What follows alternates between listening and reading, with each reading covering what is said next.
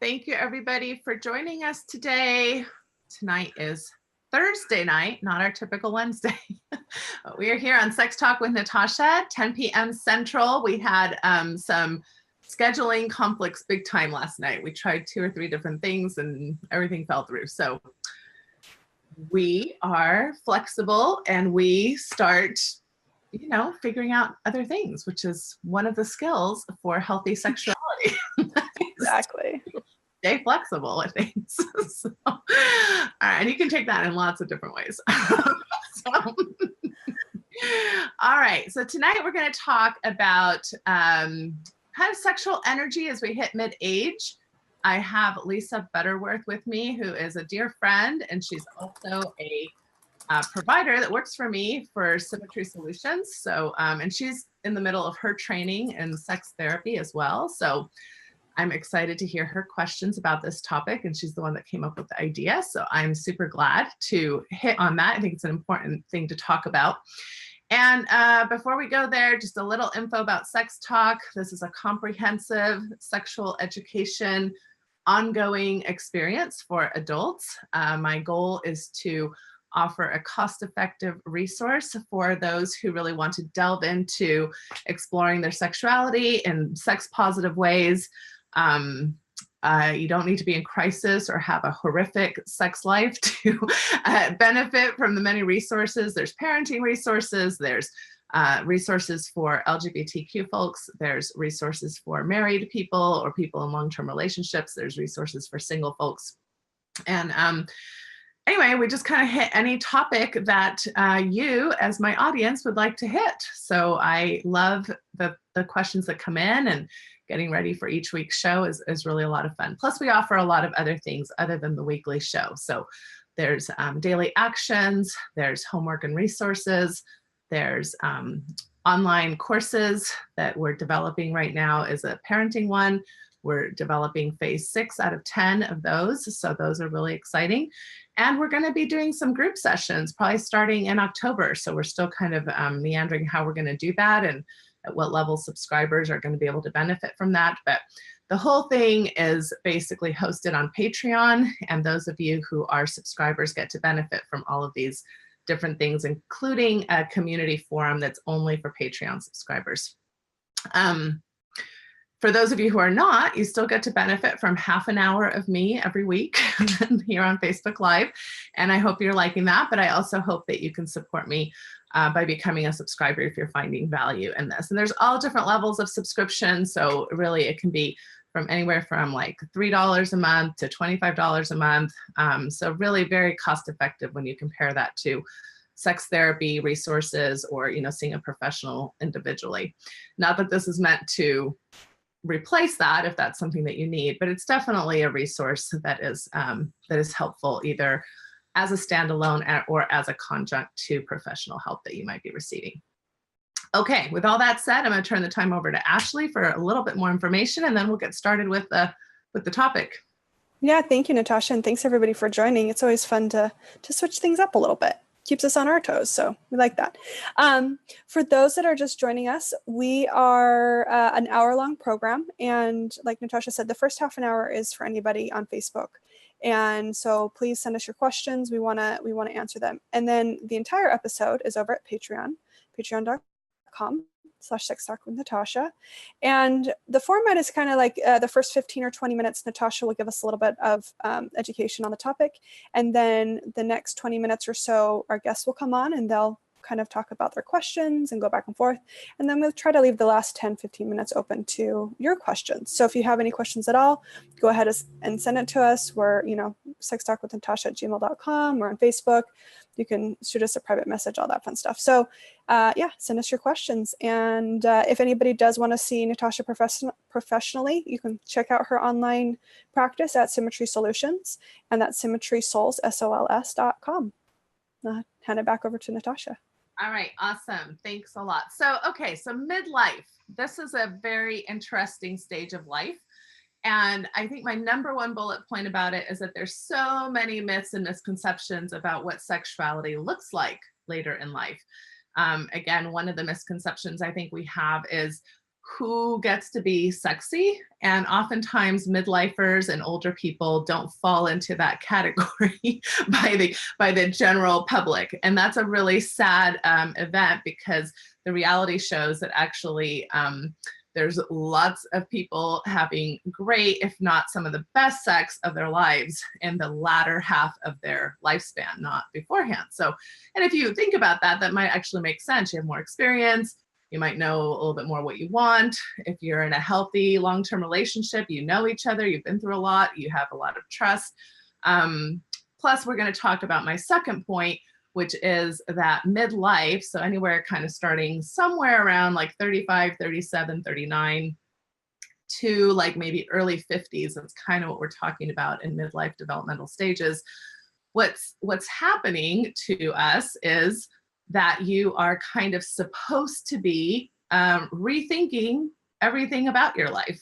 So that's kind of a developmentally normal thing to be facing. And a lot of times we don't think about development past teenagerhood, right? We think, okay, there's 2-year-old development, 6-year-old development, 12-year-old development, 18-year-old development, and then we're done. But that's actually not the case. Each decade kind of comes with its own series of tasks and patterns and things that generally people are facing developmentally.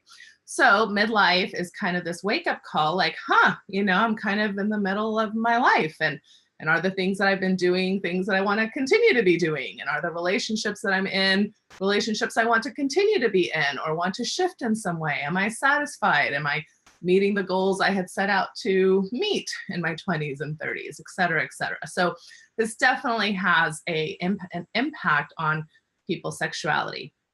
Number 3 point is that for some people, it can be also a time where there is flagging or lower libido. This can happen due to lowering of testosterone. It can be due to menopause and things of that nature. It can be due to health concerns. It can be due to really a lot of different things, not to mention just the anatomical factor that it may take longer to achieve the same type of physical arousal that it took than what it took when you were younger. So just our bodies are breaking down a little bit. But again, if you remember, your primary sex organ is your brain. So by no means does this mean that you are doomed to sexual failure or sexual issues necessarily. What we also see in midlife, so bullet point number 4, is that people tend to be more financially stable at this time of their life. They tend to have more resources available to them. And so if somebody is struggling or wanting to explore something new, they tend to have the resources to back that type of energy up. So if you happen to have renewed energy or wanting to focus on your energy, this is kind of actually a positive thing. Number 5 bullet point is that at this point, for some people, a long-term relationship has, quite frankly, become a bit stale or boring. So you've been through, let's say you got married or partnered in your early 20s, you've raised kids maybe together, you've faced a lot of career choices, and you're kind of in the rut of things and the routine of things. And although that may be a lot of stability that's being offered in your life due to those choices, it also can become too routine, and meaning that you're kind of like, womp womp. And so a lot of people assume that their lower libido is because of their age, when in reality, it might actually be relationally factored.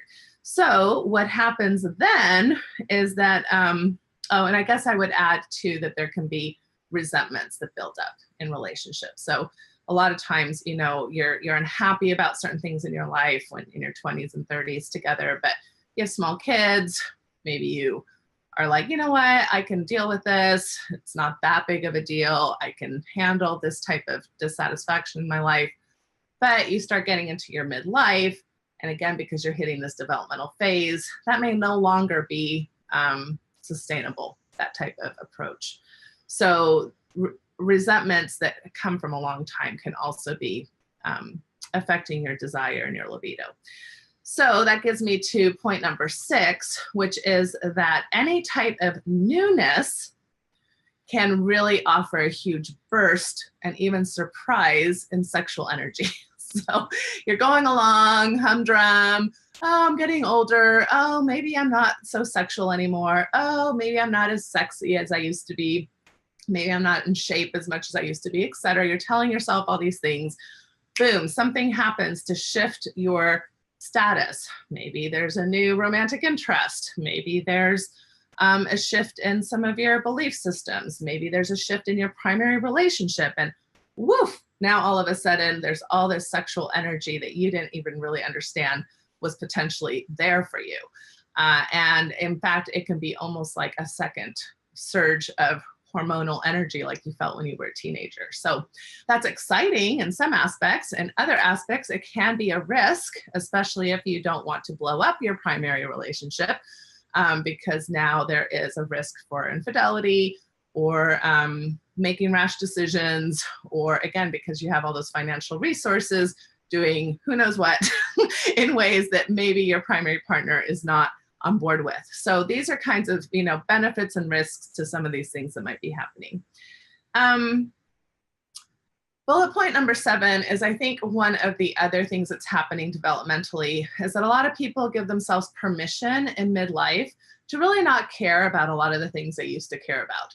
So whether that's body image issues, whether that's their ability to say, you know what, I think I had all these hangups about sexuality or these belief systems about sexuality that I no longer want to have those narratives affect me. And so I'm really willing to kind of recreate a lot of my thoughts or my values or my belief systems around sexuality. So that permission that people give themselves are oftentimes an energy boost. Plus you have the other permissions per se that, starting post-menopause, a lot of both men and women no longer have the fear of pregnancy kind of looming over their heads. So that can feel like, oh, new permission. I don't have to worry about that. Plus, there might be other lifestyle issues that are out of the way that give you more permission to give time to your sexuality. Like maybe you're an empty nester now and you don't have all the stressors that you used to have with kids in the home, etc. All right. Number 8 bullet point is that the research actually shows a variety of ways that people age sexually. So it can really, really vary from a lot, some people saying, you know what, sex really isn't that important to me and I really don't want to worry about it anymore. I really don't want to have it, et cetera, et cetera. However, the majority of people are having sex until what they call deeper, older age. So I guess these days, deeper, older age is your 80s and 90s, which means people are having sexual activity into their 50s, 60s, and 70s as the majority rule. So that's actually kind of, if you care about sex, that's good news. That means that people are finding lots of different ways to be creative and keep their sex lives going. And number 9 bullet point that the research shows is that people are even staying sexually active in spite of health conditions.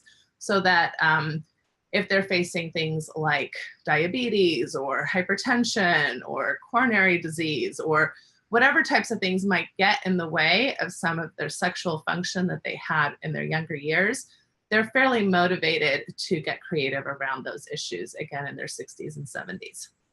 Number 10 bullet point is that there is somewhat of a correlation between how much you've enjoyed sex in the past with how much interest you're having in sex in midlife and kind of older age.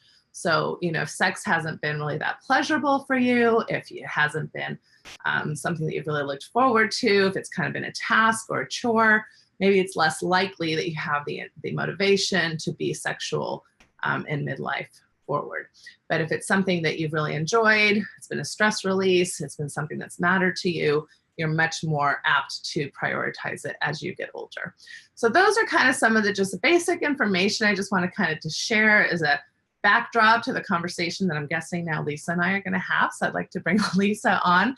And I don't even know if these bullet points necessarily address the question that you had, Lisa, because I'm kind of addressing both people who lack libido in older age and also people who gain libido in older age. And I think you're more interested in the latter, of people who gain libido or have this surge of sexual energy and how to manage that, but I wasn't exactly sure. So why don't I bring you on to ask your questions?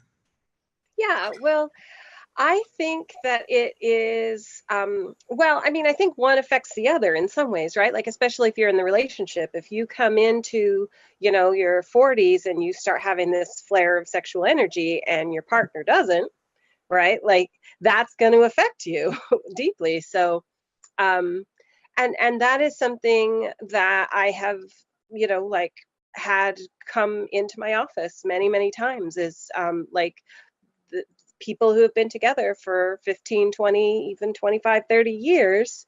And suddenly one of them has this really renewed, powerful interest in sexuality. And the other one is sort of like, I don't know what to do. Like, I'm not that interested. And so it's just something that I was sort of curious about how you've addressed this in the past and what kind of insight you have. And Okay. So that's fairly broad. And I will talk about, just in general, kind of what comes up to mind right away is something I've talked about, I know, before on this show, which is kind of using the concepts of responsive desire and the concept of spontaneous desire. If you're in a especially monogamous long-term relationship where you're trying to manage libido differences or desire discrepancies. And so understanding that one person having more desire or interest than the other doesn't mean anybody's broken or weird or wrong. and also it doesn't mean that there's something weird or wrong that there's a shift happening in midlife, right? So if you're kind of used to a certain way of navigating that world and now all of a sudden you're having to re-navigate it, it doesn't mean that anybody is sick or problematic or anything in that regard. It just means that some of these things might be happening that I just kind of discussed. So the person with spontaneous desire means they're horny. They're kind of like in the mood. And it may not just be in the mood for sex. It might be also a surge of energy of wanting to try new things, right? So things that maybe we haven't done before. So maybe it's not a frequency issue. Maybe it's a quality or a type issue, right? So in other words, vanilla sex or oral sex was kind of our go-tos, for 20 years. But now that I'm hitting midlife, I'm actually interested in getting a little bit more creative than that. I want to try a little bit of kink, or I want to try a little bit of erotic materials, or I want to try a certain sex toy or certain positions or certain fantasy play, who knows, right? So your interest might be part of the issue, not just frequency. And so those things, I just want to, repeat that those things kind of happen naturally, and they're not because people are malicious or out to get you or because they want to ruin everything. They just kind of happen naturally. And hopefully, if those things are happening naturally, people feel safe enough to be able to talk about them with their primary partners if they're in a relationship. Of course, this can happen to single people as well, that are not in relationships. They may all of a sudden find a renewed energy as far as wanting to date and things like that. At the same time, you're not going to have maybe the same issues as a single person if you're negotiating things from the get-go a little bit differently than you would have 20 years ago, if that makes sense. So spontaneous desire is that. It's just like, whoop, this is just kind of happening and I'm wanting to talk to you about it. And responsive desire is this willingness to kind of go, that's interesting, or I'm wondering if I'm willing to be open to that kind of shift or change, but it's not happening naturally for me. And so it really kind of requires this stepping in to a compromise and to see if in the process of stepping into that, does desire and arousal begin? So in other words, I'm willing to try something out. I wasn't really in the mood, but you touch me a certain way. You talk to me a certain way. Now all of a sudden I'm responding. I'm starting to enjoy this as well. I'm starting to feel some pleasure, but it wasn't because I got that idea in my head to begin with. So a lot of people find that can be a really useful tool because then they can actually benefit from these sexual benefits that their partner is in a sense inviting them to, right? So kind of like, I wasn't thinking I was going to go to the gym today, but my friend called me up and okay, I went and now I feel better because, you know, I got a good jog in, but I wasn't really planning to do today. So it's kind of like that kind of a sense. I think where the issues become a little harder is when the frequency or the erotic taste differences really don't necessarily have that result. You know, even when people do step in, or maybe the shifts are so drastic that they don't even feel comfortable stepping in to begin with. Maybe one example I can think of is, you know, considering non-monogamy, for example. You know, some people are like, hey, you know, I've been thinking about this and isn't this exciting? And other people are like, that's the least exciting thing I could ever imagine, right? So I don't know what you're talking about. And so there's certain things that are not necessarily negotiable in that sense, where one person may not want to try something at all. So I don't know, what thoughts do you have as you're hearing me talk about some of the things that come up in your office, or just that you're considering or wondering about? Yeah, I think that, you know, like what comes up for me is that usually if the people who come into my office aren't the ones where, you know, like this is working out well for them, right? You know, and so it's usually, you know, they have tried negotiating a little bit, and there's not a lot of space there for that negotiation, that one or the other of them feels kind of threatened or abandoned, you know, like, or like, you don't even want to meet my needs, or you're being crazy and you're going like blah blah blah, you know, like this is what we agreed on. And so that's usually what shows up in my office, is when they're, you know, like they don't have that foundation of like, okay, well, I'll try it, and okay, well, you tried and I'll respect that it wasn't your thing, you know, like that's not usually what's showing up in my office, because the people that are figuring that out, they don't need to be in my office, right? Yeah. And I too find the paradigm of sort of responsive desire versus spontaneous desire to be a really useful tool. But I also find that the spontaneous desire partner often feels unwanted, right? Like they feel like, well, if you were really into me, wouldn't you feel some spontaneous desire? Wouldn't you want me? When I feel like I'm always the one asking, right? And so I find that reframing that is often a really important thing to talk about, because, you know, it's not necessarily that you don't love someone.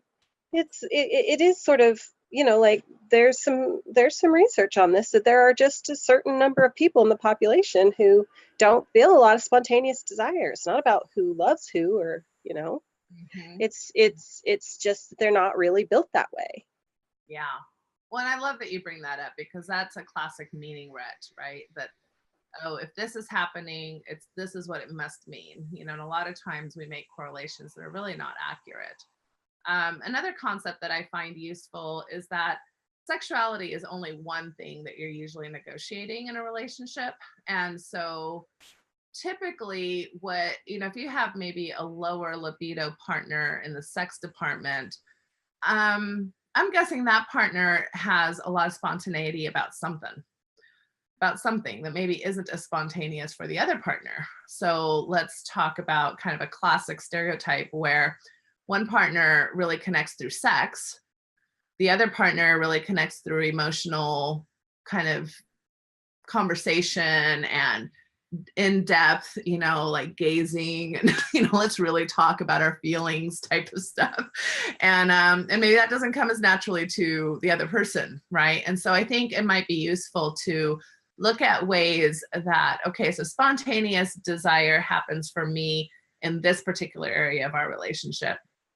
Maybe spontaneous desire happens for you in a different part of that relationship.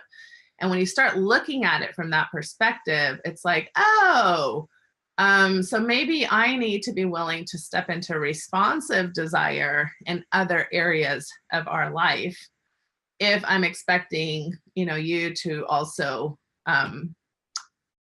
step into that responsive desire sexually, you know, so whatever that might be. So that might be a good conversation to have with people. The other reality that I'm just going to put out there is that, you know, sometimes, especially with the thought that you brought up, that I can understand that you don't it's not that you don't love me.